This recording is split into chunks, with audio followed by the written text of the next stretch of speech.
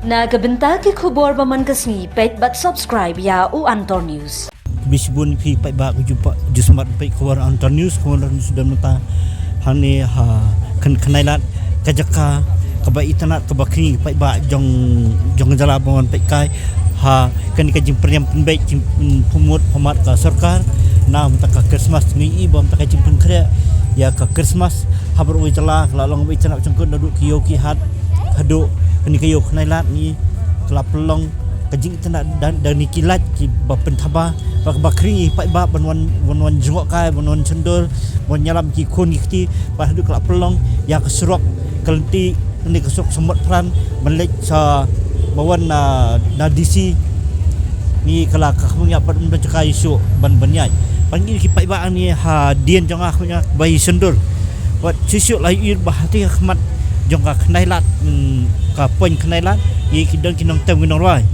bat ni ir se ba kini kasenam ba menta kadi kasenam ga bakam karpang se ba ka jimpre pembek jong ka sarkar kala pen tena belapen kring bat antang ni isu sakiwi bet ki jaka ha ki senong sun kita bagi pai ba ki jupen dan ka jimpre pembek ya ki yang kisam bat menta hang ni khinlat ngi ya kini ka kilan ke balapen internet da ke sarkar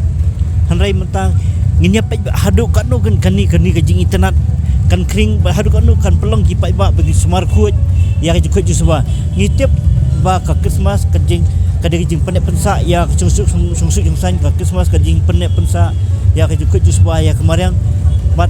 mantang i kani ka Christmas kan ai ko keluar ke bawah ba ka keluar jong kajing tengen ba ko keluar ba kajing i mar keliang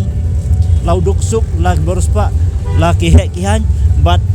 la kini nak nu kejap mreu dai